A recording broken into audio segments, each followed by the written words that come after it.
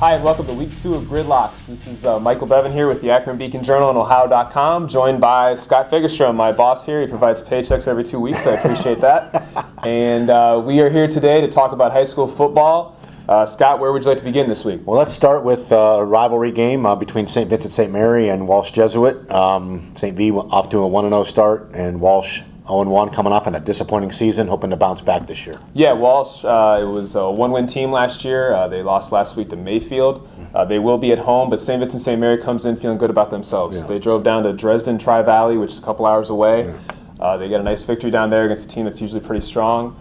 You look at St. Vincent St. Mary, the strength of their offense in terms of their talent is sophomores. Luke Lindsay is quarterback, Terrence Keys is their running back, and then Jalen Ross as a wide receiver. And then you've also got a mixture of seniors, Scott Walter and Cameron Irving, that are doing nice things for them on defense and offense. So we'll see if they can win this game. It is a rivalry game, as you mentioned, so we'll see if Walsh can come up and maybe bite them. But I would think that probably St. Vincent St. Mary has the edge here.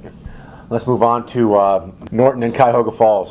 Two teams that are both looking to bounce back a little bit. And Falls came up a little short against Kent Roosevelt, but a 19-14 loss. They seem to be, both teams, moving maybe in the right direction. Yeah, you look at Falls, they have home field advantage in this one. Savon Davis is a really dynamic player for them. They come off a close loss to Kent Roosevelt, a rival. Norton also playing a rival in Barberton last week. They ran into a really good Magics team. So we'll see this week who can bounce back and get their first win. I think just looking at the talent and on paper, Cuyahoga Falls would likely have that edge. And they are coached by a new coach this year, first-year coach Shane Parker, who's a Falls graduate. And talking to him in the preseason, he was very excited about this opportunity to try to kind of restore Cuyahoga Falls into being a competitive football team that can compete for championships and advance to the playoffs. So we'll see if this could be his first win. All right, and then the one you'll be at, Mike, on Friday night, the Firestone Copley game.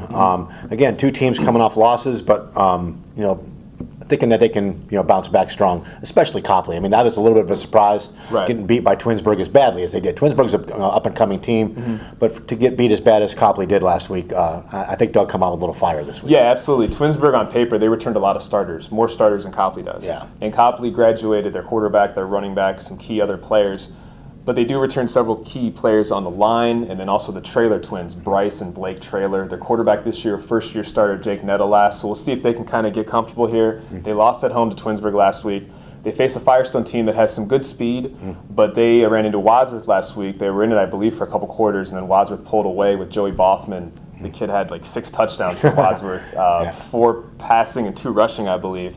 So we'll see if Firestone, if they can bounce back on the road. This is kind of a little bit of a rivalry, both west side schools, Firestone and Akron, Copley nearby.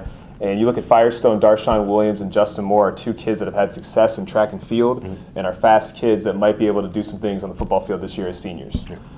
And another Week 2 action, Scott, we've got some other really good games. East at Springfield, that should be a real good game. Kenmore Garfield at Barberton, 2 kind of local rivalries. You got Manchester in action, who got a big win last week against Chippewa. Archbishop Hoban is looking for their first win after a tough loss to St. Ignatius there at home this week against Youngstown Cardinal Mooney. And then Stowe and Kent Roosevelt. That's a big rivalry there. You got the Northern Summit County Stowe team against Kent Roosevelt over there in Portage County. So good ball games, and we'll have coverage in the newspaper on Friday and Saturday and also online at Ohio.com. All right, thanks, Mike. Thank you.